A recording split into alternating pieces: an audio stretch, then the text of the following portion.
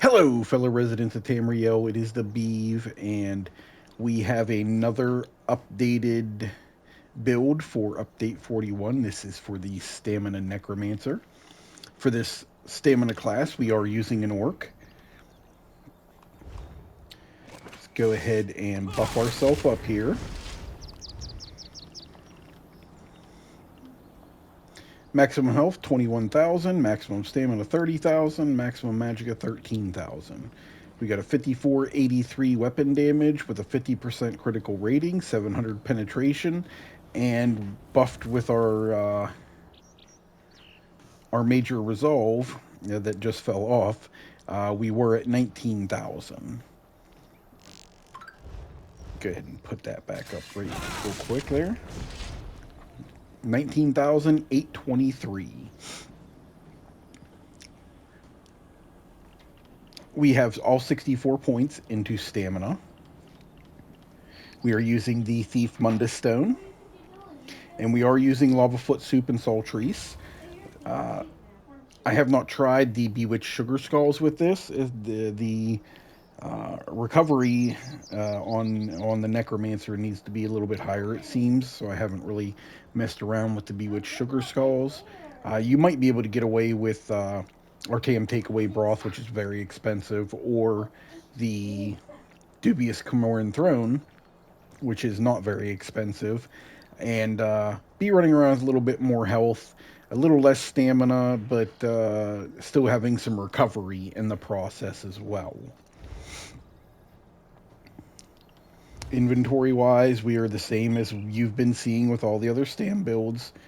We are running a back bar Maelstrom's Perfected Greatsword, infused with weapon and spell damage. Front bar, we are running Aegis Collar Daggers. Main hand is Nirnhoned with flame damage. Offhand is charged with poison damage.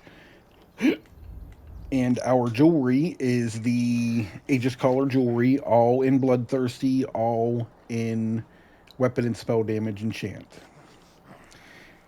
We are using these on mask and shoulders.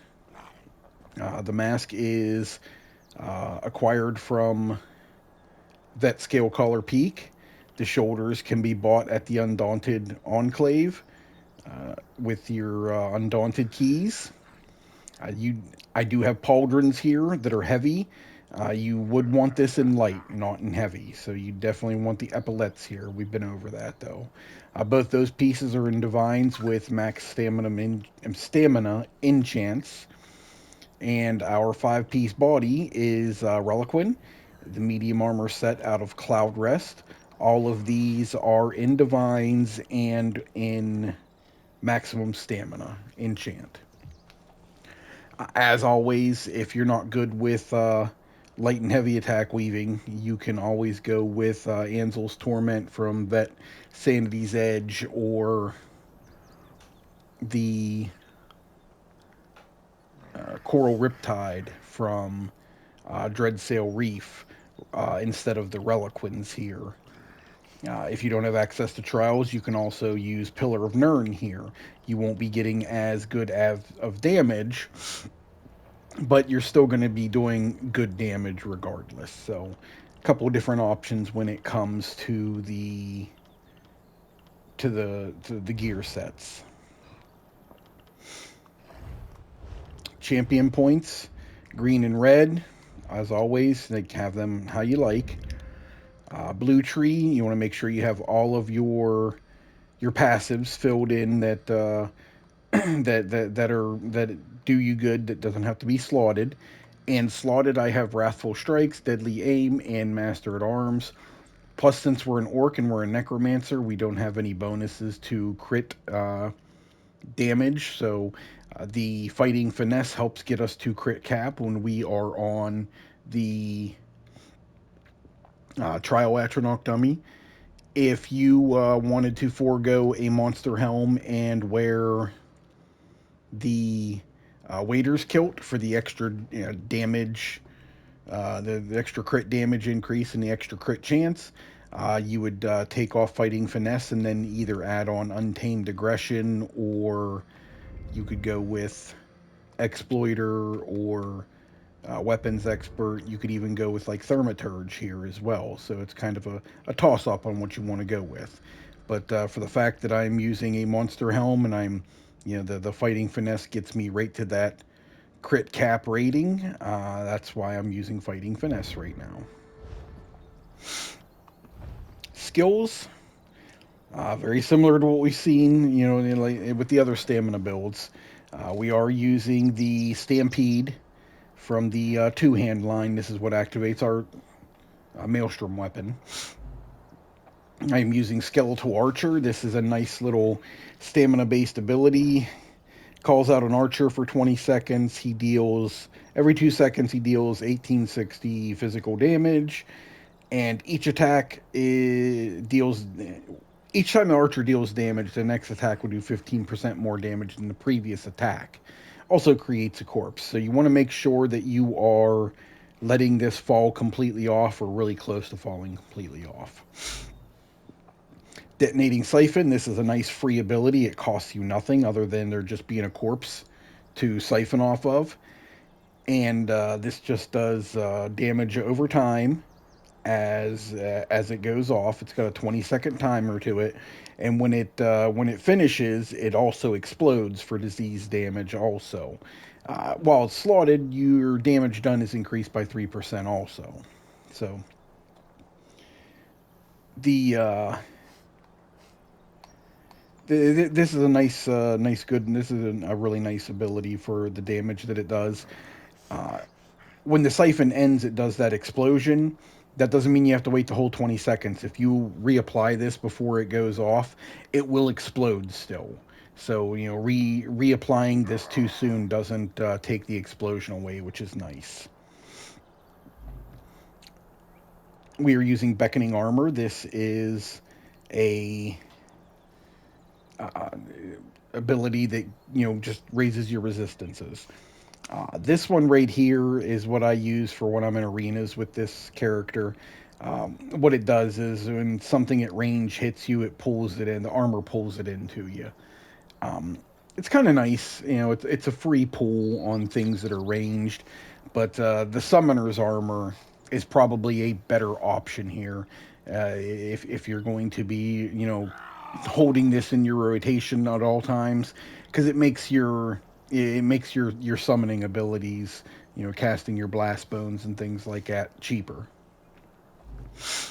Necrotic potency. This is nice just for ultimate generation.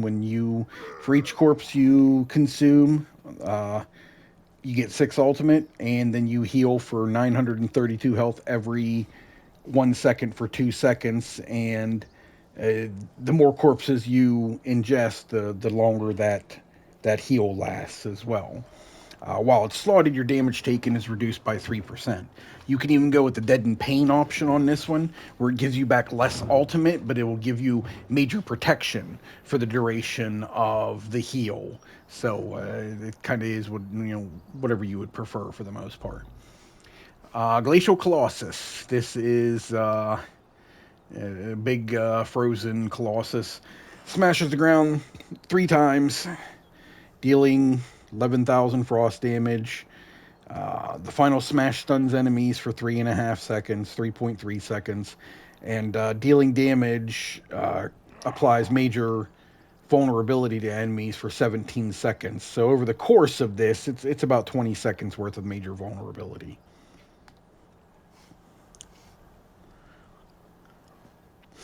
That is going to be our main ultimate when we're in content. It's going to be helping provide major vulnerability if somebody already isn't, applying that with like turning tide or however else somebody might be applying it. But uh, 3 big smashes from that Hulk smash is pretty good damaging too. So front bar, rapid strikes, as always with our Stam tunes. This has been our best damage producing spammable, and once again, it's going to be our damage producing spammable with this build as well.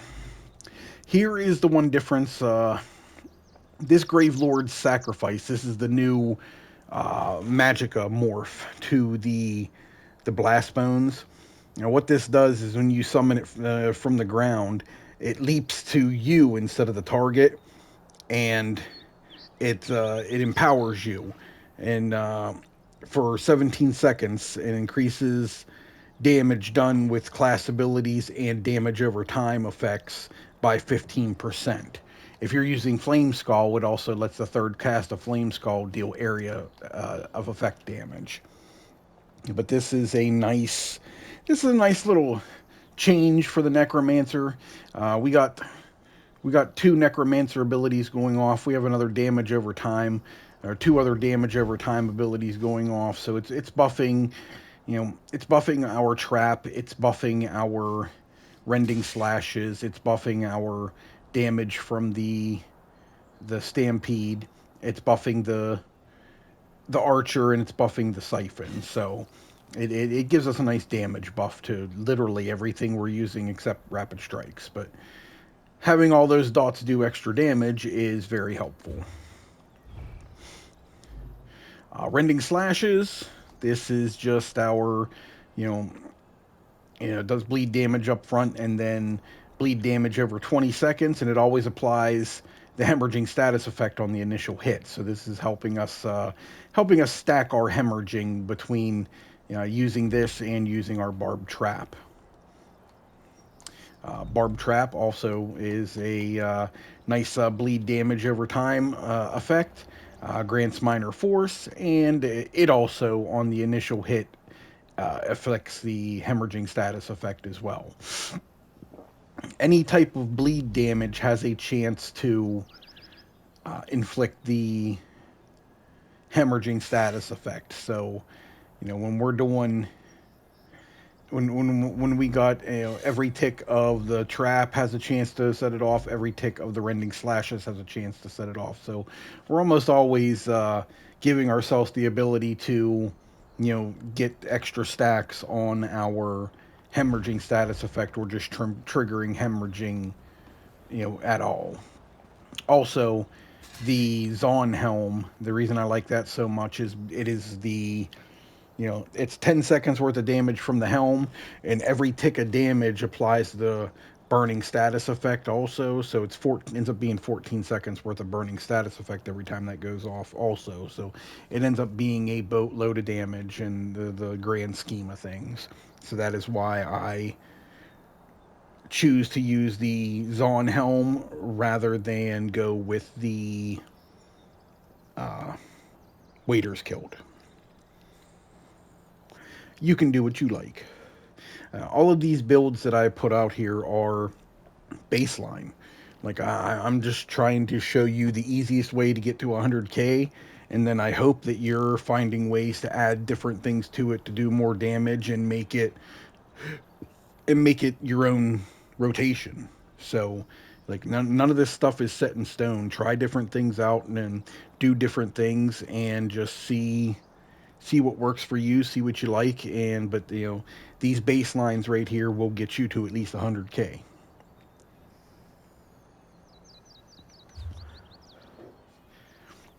This particular build, the rotation itself, is very similar to what you've seen before. Um, I'm going to I'm going to start off by calling out my Grave Lord sacrifice. Now, the one thing that's different about this is that you have to be in combat.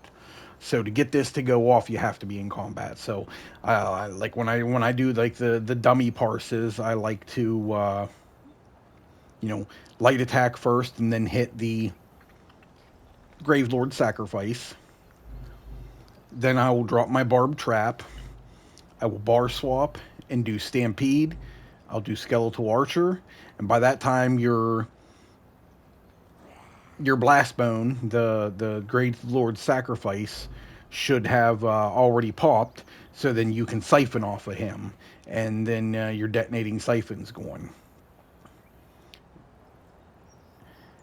We'll bar swap back to our dagger bar, hit our rending slashes, and then just spam rapid strikes until we see that the front bar ability has went off, our stampede. Once we see that timer bar completely disappear, I'll do like one more rapid strike after that. I'll call out another of the Gravelord sacrifices. I'll drop my barbed trap. I'll bar swap and start over. So it sounds a little difficult, but it's really not once you get the hang of it, honestly. So it's, I start by light attacking Gravelord Sacrifice and then dropping my trap. Then it's Stampede, Skeletal Archer, Detonating Siphon, Bar Swap, Rending Slash, Rapid Strike until the Stampede falls off on the front bar. Call out the Gravelord Sacrifice again, drop the trap again, Bar Swap, and start over. So it's not too bad. Now, when I'm using when I'm parsing on the I forgot, we are using Expert Hunter for the uh, using Expert Hunter here for the extra weapon and spell critical, and I like having this here and the Flawless Dawnbreaker here for the extra weapon and spell damage from the Slayer passive from the Fighters Guild line. And we've been over that before, but I didn't want to skip it and almost did there, so sorry about that. But that's why all these abilities are where they're at. Now, when we're parsing on the Trial Atronach dummy, the major vulnerability is always on the Trial Atronach. It's a 100% uptime on the Trial Atronach by default. So when I am using, why does it do that? That's hilarious. Anyway, okay, so when I'm in content, I'm dropping my Colossus. When I am on, or when I'm on like a 3 mil dummy. When I am on the Atronach, I am dropping my Flawless Dawnbreaker, mainly just for, I mean, it does decent damage, it does damage over time, but that extra 300 weapon and spell damage for 20 seconds is nice as well. So on my Trial Atronach parse, when you see it, you're going to see me using Dawnbreaker, and that's the reason why, not the, that's why I'm not using the Colossus.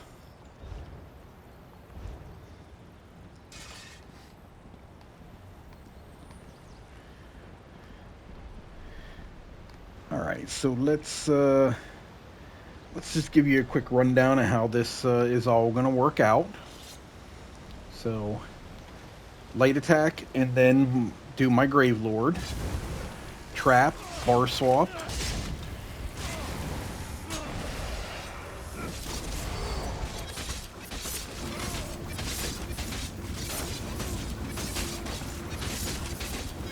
I'm keeping an eye on that front bar stampede. As soon as that drops off, I'm going to one more. Sacrifice, trap, bar swap, start over. And this time I'm going to drop my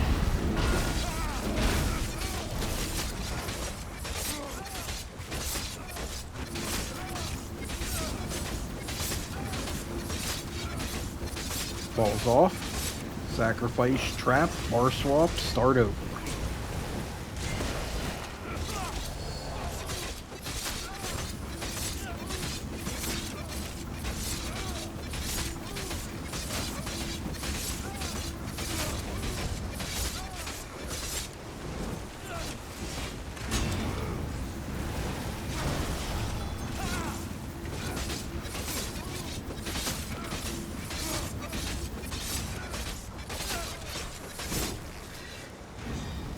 All right, so that parse right there on the 3 million dummy was 42,220.8. Uh, once again, our penetration is only at 700. So we're like 18,000 below penetration cap, so that number goes up immensely when you have a tank in group and the ability and other people that are providing, you know, resistance debuffs to the target as well. So, but when you have a tank in group, you're looking over 50k in that situation very easily. Like I normally hit about 44 to 45. I was going a little bit slower on that rotation, just trying to make sure that I was, you know, giving you a good idea of exactly what was all going on into that rotation right there. But when we have done this on the trial Atronach, we have well, just to go over, like, here's some other numbers that we've seen on the on that skeleton as well. Just some different things here and there. You can see it stays normally above 40k. I don't know what was up with this one. This was a weird parse right here. It didn't last as long. I must have I don't know. I don't know what I did there, but they're 44k, 42k, 41k, 44k. So it varies for the most part. But the uh, the the ability it's the ability to do damage with this is there. It's going to do good in any 4-man content. It's going to do good in any trial content, as long as you can set up shop and do damage. The numbers that I got, the parse that I got on the trial Atronach, which I will be posting at the end of this video, was 105k. Nothing to nothing to shake a stick at, so to speak. But once again, we're giving you a good, better than 100k build baseline that you can kind of mix and match other things with and see where it gets you. If you want to change it up and make it your own, or if you just want to do what you've seen right there, either way, it's going to hit very hard. Thank you guys for tuning in. I appreciate it greatly. If you liked the video, please like and give us a follow. That would be super cool if you did that. But until next time, guys, thank you and happy adventuring.